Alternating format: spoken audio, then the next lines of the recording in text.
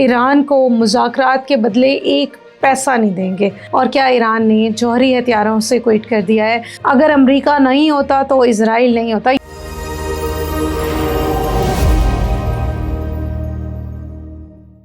السلام علیکم. توارے پاکستان میں خوش آمدید کہیں گے. گزشتہ 24 گھنٹوں میں ہونے والی ڈیولپمنٹ کے ساتھ حاضر ہیں. گزشتہ 24 گھنٹوں کی جب میں بات کر رہی ہوں تو میری مراد ہے 16 جون اور 17 تاریخ تک جو کچھ ہو رہا ہے ہم وہ آپ کے سامنے لے کر آئے ہیں. ایران کی جو سچویشن ہے وہ آپ سب جانتے ہیں کہ مذاکرات کا جو راؤنڈ ہے وہ اگلا شروع ہونے والا ہے. Geneva is the place. ہم نے اپنی گزشتہ ویڈیو میں بھی یہ بات آپ کو بتائی ہے. ناؤ دا پرابلم از کہ مذاکرات کی بنیاد کیا چیزیں ہیں، کن بیسس کے اوپر مذاکرات ہو رہے ہیں، اور کیا ایران نے جوہری ہتھیاروں سے کوئٹ کر دیا ہے؟ کیا ایران نے اپنا منجمد اثاثوں کے اوپر بات چیت ختم کر دی ہے اور انہوں نے کہا کہ ہم یہ بھی نہیں لیں گے، ہم ابنائے ہرمز کے اوپر جو چارجز کی بات کر رہے تھے ہم وہ بھی نہیں کریں گے. نظر ڈالتے ہیں کہ کچھ 24 گھنٹوں میں ڈیولپ ہونے والی خبریں کیا ہیں. لیکن سب سے بڑی خبر جو میں اس وقت آپ کو بتانے چاہ رہی ہوں وہ امریکی صدر ڈونلڈ ٹرمپ کا وہ بیان ہے جس میں انہوں نے کہا ہے کہ اسرائیل امریکہ کے بغیر کچھ نہیں تھا. اگر امریکہ نہیں ہوتا تو اسرائیل نہیں ہوتا. یہی تو ہم سب کہہ رہے ہیں ٹرمپ صاحب، اور گزشتہ کئی دہائیوں سے مسلمان اس بات کا رونا رو رہے ہیں کہ اگر امریکہ کی سپورٹ نہ حاصل ہوتی، اگر امریکہ میں زائنسٹ لابیز اتنی اسٹرانگ نہ ہوتی تو آج یقیناً جو پوری دنیا کے مسلمان ہیں وہ اس عذاب میں مبتلا نہ ہوتے جس میں آپ نے ان کو مبتلا کر دیا ہے. آپ جانتے ہیں کہ ایک اسرائیل کو انلیگل سپورٹ فراہم کرنے کے بدلے مسلم دنیا کے کتنے ممالک کا نقصان ہوا ہے؟ سعودی عرب سے لے کر نارتھ پہ آپ جاتے جائیں، جتنے بھی ممالک ہیں، حوثیز کا ایشوز دیکھ لیں، حزب اللہ کا مسئلہ دیکھ لیں، ان سب کا کوئی مسئلہ نہیں ہے. یہ کوئی پراکسیز وار نہیں لڑ رہے. لوگ کہتے ہیں کہ یہ پراکسیز وار لڑ رہے. بیسکلی یہ اسلام کی بنیادی جو عقائد اور نظریات ہیں ان کے خلاف ایک مسلح گروہ ہے. آپ اس کو بینڈ کہیں یا ان بینڈ کہیں.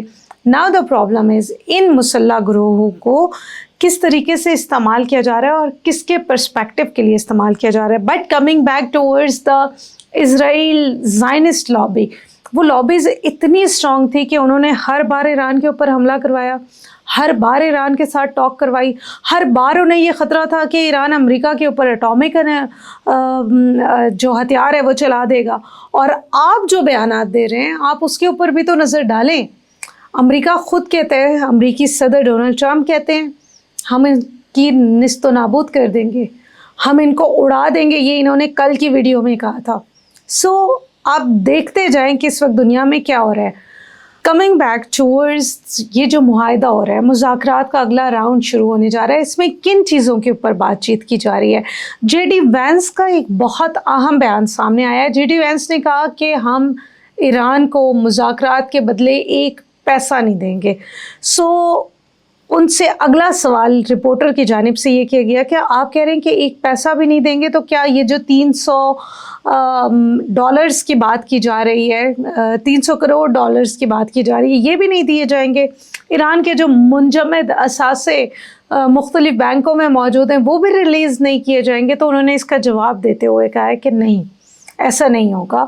اور اگر ایسا نہیں ہوگا تو ایران کن بنیادوں کے اوپر مذاکرات کر رہا ہے؟ اس کے بعد صدر ڈونلڈ ٹرمپ کے بیان کے اوپر غور کرتے ہیں، جہاں صدر ڈونلڈ ٹرمپ کہہ رہے ہیں کہ ایران کے ساتھ معاہدہ کامیاب ہونا چاہیے.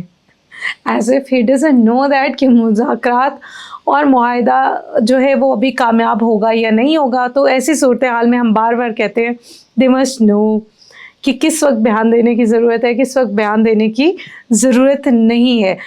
اس کے علاوہ حتمی معاہدے تک پہنچنے کے حوالے سے امریکہ اور ایران کا جو نیا دور ہے وہ ہم نے آپ کو بتا دیا ہے. سوئٹزرلینڈ میں 19 تاریخ کو شروع ہو رہا ہے. پاکستان ان کی ہوسٹنگ کر رہا ہے، اور یہ پوری دنیا میں جب کبھی بھی اس بارے میں بات کی جائے گی تو ہم ایز این پاکستانی یہ کہہ سکتے ہیں کہ یہ ہمارے لیے بڑا پراؤڈ مومنٹ ہے. اور ان معاہدوں کا نام اسلام آباد اکارڈ رکھا گیا ہے، یعنی کہ یہ جب کبھی بھی کامیاب ہو جائیں گے اور نہیں بھی ہوتے تو تاریخ میں تاریخ دان اس کو یہی لکھیں گے کہ پاکستان نے ایک ثالثی کا کردار ادا کیا تھا. پاکستان کی یہ کنٹریبیوشن پوری دنیا میں، صرف مشرق وسطیٰ میں نہیں بلکہ پوری دنیا میں امن کا ذریعہ بنی تھی. اور یہ ایک بہت ہی نیک خواہش پاکستان کی ہے، جس میں پاکستان کی لیڈرشپ، پاکستان کی ملٹری لیڈرشپ کو ہم نے دیکھا، پاکستان کی سول لیڈرشپ کو ہم نے دیکھا کہ وہ کس طریقے سے ان تمام چیزوں کو لے کے آگے چل رہے ہیں. معاہدے کے تحت جوہری معائنہ کاروں کو ایران میں داخلے کی اجازت ہوگی. یہ بھی جے ڈی وینس نے ہی کہا ہے. جے ڈی وینس کہہ رہے ہیں کہ اس معاہدے کے آغاز کے فوراً بعد ہی جو نیوٹرل ایجنسیز ہیں، اتھارٹیز ہیں، اور وہ ایران جانا چاہتی ہیں تو they can go there اور چیک کر سکتے ہیں کہ ایران کا جو جوہری پروگرام ہے وہ کس سمت میں گامزن ہو رہا ہے. ایک اور خبر جو گزشتہ 24 گھنٹوں میں ہمارے سامنے آئی ہے، بڑی خبر ہے. برطانیہ کی ایک کشتی کے اوپر فائرنگ کی گئی ہے جو کہ برطانیہ کے فلیگ کے تلے چل رہی تھی، انگلش چینلز کے ذریعے سمندروں کے راستے پہ گامزن تھی. روس کے جنگی جہازوں سے وارننگ جاری کی گئی تھی، اس کے بعد اس جہاز کے اوپر فائرنگ کی گئی ہے. یہ اطلاعات ہمارے پاس جب آ رہی ہیں تو 11:40 کا واقعہ ہے جب آئل آف وائٹ اور نور منڈی کے درمیان یہ واقعہ پیش آیا ہے، جس میں روس کا ایک بڑا جہاز ملوث سمجھا جا رہا ہے. اس بارے میں یہ بھی اطلاعات ہیں کہ ابھی تک اس میں کوئی بڑا نقصان نہیں ہوا، خاص طور پہ جانی نقصان نہیں ہوا. تاہم برطانیہ کی طرف سے یہ کہا گیا ہے کہ ہم چینل میں پیش آنے والے اس واقعے کی رپورٹ کی تحقیقات کر رہے ہیں. اور برطانوی حکام نے کہا ہے کہ رجسٹر کشتی کی جانب سے اطلاع موصول ہوئی تھی کہ روسی جہاز تقریباً 500 گز کے فاصلے سے فائر کر رہا تھا، جو کہ سمندری لحاظ سے کافی زیادہ دور سمجھا جاتا ہے. اب ہم کچھ بات کرتے ہیں ایران کے حوالے سے کہ ایران نے کیا کہا ہے. ایران نے اس بات کی یقین دہانی کروائی ہے کہ وہ لبنان سے اسرائیلی فوج کے انخلاء کا مطالبہ کرے گا. یہاں آپ کو یہ بات بتاتے چلیں کہ اسرائیل نے اپنی کمپین کو رن کرنے کے لیے، اپنے پرابلمز کو سارٹ آؤٹ کرنے کے لیے، اور کیونکہ جلد ہی اسرائیل میں الیکشن ہونے والے ہیں تو نیتن یاہو یقیناً دوبارہ سے وزیر اعظم بننا چاہتے ہوں گے. کون اپنے بڑے عہدوں کو چھوڑتا ہے؟ تو نیتن یاہو نے یہ بھی ثابت کرنا ہے کہ انہوں نے ایران کے اوپر جو حملہ کیا، انہوں نے لبنان پہ جو حملہ کیا، انہوں نے جو نئی انڈیویژنز کی ہیں اس کے مطابق وہ گریٹر اسرائیل کی طرف زیادہ تیزی سے جا رہے ہیں. تو اس میں ہم یہ کہہ سکتے ہیں کہ اسرائیل وہ ہو سکتا ہے جو سپوائلر ہوگا نیکسٹ اس معاہدے کے حوالے سے. 60 دن ہے ابھی، تو 19 تاریخ کے بعد یہ 60 دن شروع ہوں گے، تب ہمیں بہتر انداز میں پتہ چلے گا کہ کیا واقعی ایران نے جوہری ہتھیاروں پہ بھی کمپرومائز کر دیا، اپنائے ہرمز پہ بھی کر دیا. جے ڈی وینس آج کہہ رہے تھے کہ ایران کسی بھی چیز کے اوپر بارگین نہیں کر سکتا، پیسے ہم انہیں نہیں دے رہے ہیں. تو آخر کیا ہو رہا ہے؟ یہ کس قسم کا کھیل ہے؟ جبکہ ہم آپ کو پہلے ہی بتا چکے تھے کہ مذاکرات کے جو چیدہ اہم پوائنٹ ہے وہ پہلے ہی حل کر دیے گئے تھے. امریکہ کی جانب سے یہ کہا گیا ہے کہ انہوں نے اسٹریٹ آف ہارمز کو مکمل طور پر چھوڑ دیا ہے تاکہ اس مسئلے کے حل کی طرف بڑھا جا سکے. صدر ڈونلڈ ٹرمپ کی جانب سے گزشتہ 24 گھنٹوں میں ایک اور بہت اہم بیان سامنے آیا ہے. انہوں نے کہا کہ ایران کی افزودہ یورینیم ضبط کرنے کی اب انہیں کوئی جلدی نہیں ہے. اس سے پہلے وہ ضبط کرنا چاہتے تھے، لیکن پھر انہوں نے دیکھا کہ ان کا 52 بامبر طیارہ جو کہ غالباً ایران سے یورینیم کو اٹھانے کے لیے سرحدوں کے قریب رکھا گیا تھا، وہ اچانک سے حادثے کا شکار ہو گیا اور انا للہ و انا الیہ راجعون ہو گیا. تو اس کے بعد انہوں نے سوچا کہ اب شاید انہیں اس بات کی جلدی نہیں ہے.